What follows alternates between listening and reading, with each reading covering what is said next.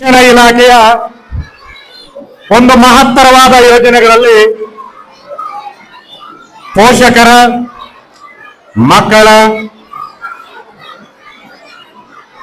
ಹಾಗೂ ಶಿಕ್ಷಕರ ಒಂದು ಸಂಯೋಗದಲ್ಲಿ ಮೆಗಾ ಪೋಷಕರ ಸಭೆಯನ್ನ ಇವತ್ತು ಕರ್ನಾಟಕ ರಾಜ್ಯಾದ್ಯಂತ ಏಕಕಾಲದಲ್ಲಿ ಸಭೆಯನ್ನು ಆಯೋಜಿಸುವಂತಹ ಒಂದು ಕಾರ್ಯಕ್ರಮ ಇದಾಗಿದೆ. ಈ ಒಂದು ಕಾರ್ಯಕ್ರಮಕ್ಕೆ ಈ ಕಾರ್ಯಕ್ರಮದ ಬೆನ್ನೆಲುಬು ಹಾಗೂ ಕೇಂದ್ರ ಬಿಂದುಗಳಾಗಿರ್ತಕ್ಕಂಥ ಗೌರವಾನ್ವಿತ ನ್ಯಾಯಾಧೀಶರೇ,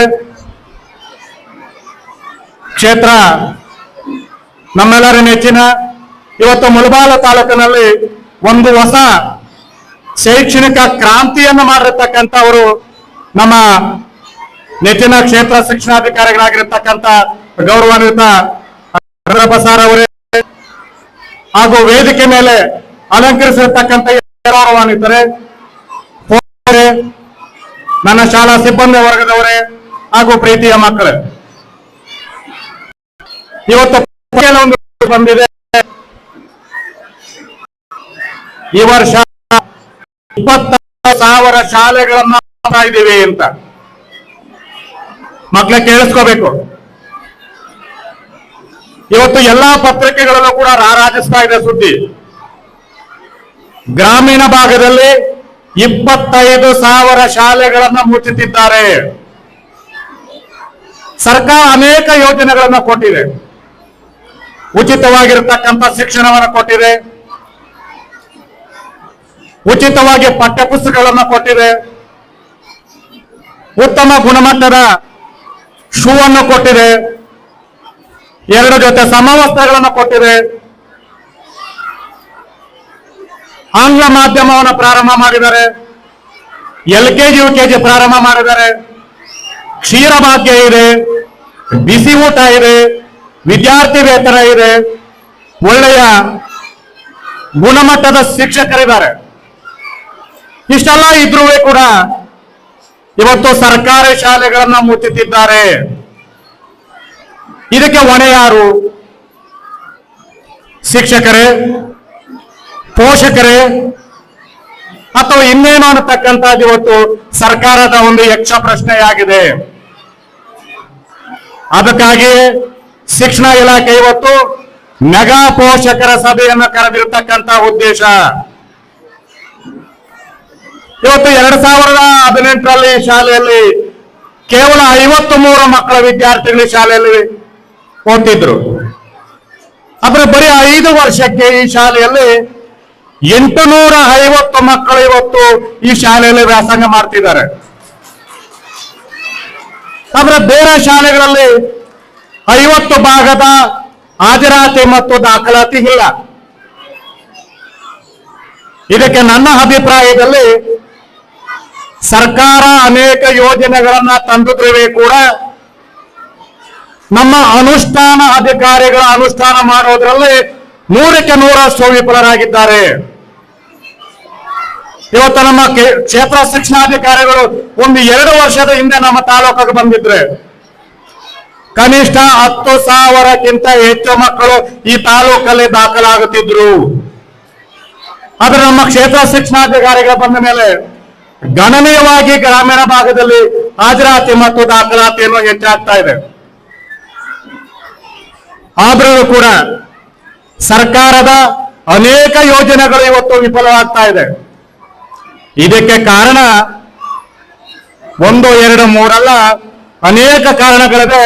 ಅದರಲ್ಲಿ ಕಾರಣಗಳೇನಂತಂದ್ರೆ ಇವತ್ತು ಶಿಕ್ಷಣ ಇಲಾಖೆ ರಾಜಕಾರಣಿಗಳ ಕಪಿಮುಷ್ಟಿಯಲ್ಲಿದೆ. ಯಾವುದೇ ಅಧಿಕಾರಿಗಳಾಗ್ಲಿ, ಯಾವುದೇ ಶಿಕ್ಷಕರಾಗ್ಲಿ ಇವತ್ತು ಸ್ವತಂತ್ರವಾಗಿ ಕೆಲಸವನ್ನು ನಿರ್ವಹಿಸಲಿಕ್ಕೆ ಸಾಧ್ಯವೇ ಇಲ್ಲದೆ ಇರತಕ್ಕಂಥ ಪರಿಸ್ಥಿತಿ ಇವತ್ತು ರಾಜ್ಯಾದ್ಯಂತ ಉದ್ಭವ ಆಗಿದೆ. ಇದಕ್ಕೆ ಕಾರಣ ಎಲ್ಲ ಖಾಸಗಿ ಶಾಲೆಗಳು ಕೂಡ ರಾಜಕಾರಣಿಗಳ ಒಡೆತನದಲ್ಲಿವೆ. ಸರ್ಕಾರ ಅನೇಕ ಯೋಜನೆಗಳನ್ನು ತಂದರೂ ಕೂಡ ರಾಜಕಾರಣಿಗಳ ಕಪಿಮುಷ್ಟಿ ಶಿಕ್ಷಣ ಇಲಾಖೆ ಇರೋದ್ರಿಂದ ಖಾಸಗಿ ಶಾಲೆಗಳ ಮಾಲೀಕರ ಒಂದು ಒತ್ತಡದಿಂದ ಇವತ್ತು ಸರ್ಕಾರಿ ಶಾಲೆಗಳಲ್ಲಿ ದಾಖಲಾತಿ ಗಣನೀಯವಾಗಿ ಕಡಿಮೆ ಆಗಿದೆ. ಇಂಥ ರಾಜಕೀಯ ಒತ್ತಡವಿದ್ರು, ಖಾಸಗಿ ಶಾಲೆಯ ಮಾಲೀಕರ ಒತ್ತಡವಿದ್ರು, ಅನುಷ್ಠಾನಾಧಿಕಾರಿಗಳು ವಿಫಲವಾಗಿದ್ರು ಕೂಡ ಇವತ್ತು ಡಿವಿಜಿ ಶಾಲೆಯಲ್ಲಿ 850 ಮಕ್ಕಳನ್ನ ದಾಖಲು ಮಾಡಿದ್ದೇವೆ. ಉತ್ತಮವಾದ ಶಿಕ್ಷಣವನ್ನು ನೀಡ್ತಿದ್ದೇವೆ.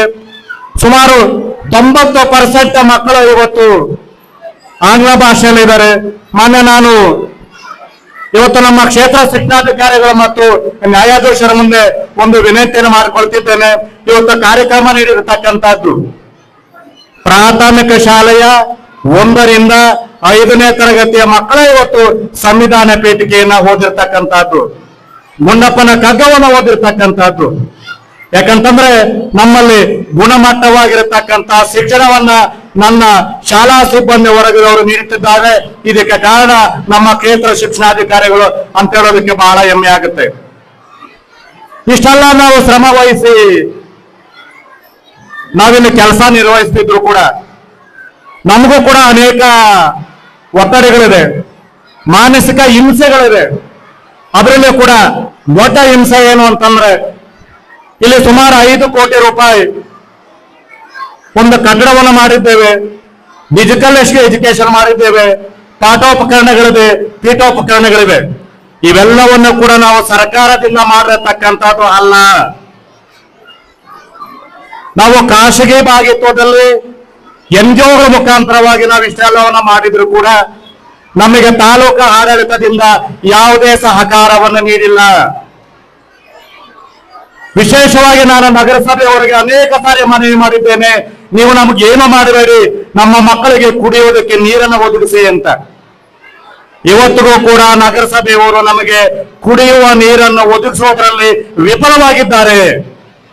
ಪ್ರತಿದಿನ ಕೂಡ ನಾವು ಖಾಸಗಿ ಟ್ಯಾಂಕರ್ಗಳಿಂದ ಮಕ್ಕಳಿಗೆ ನೀರನ್ನು ಕೊಡ್ತಿದ್ದೇವೆ.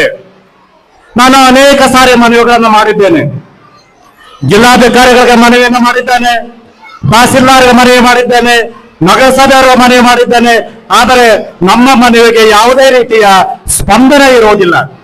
ಇವತ್ತು ನಾನು ವೇದಿಕೆ ಮುಖಾಂತರವಾಗಿ ಮಾನ್ಯ ಗೌರವಾನ್ವಿತ ನ್ಯಾಯಾಧೀಶರಲ್ಲಿ ನಾನು ವಿನಂತಿ ಮಾಡಿಕೊಳ್ತಿದ್ದೇನೆ, ಸ್ವಾಮಿ ತಾವು ದಯಮಾಡಿ, ನಾನು ಎಲ್ಲರೂ ಕೂಡ ಮನವಿಗಳನ್ನು ಮಾಡಿ ನಾನು ವಿಫಲನಾಗಿದ್ದೇನೆ.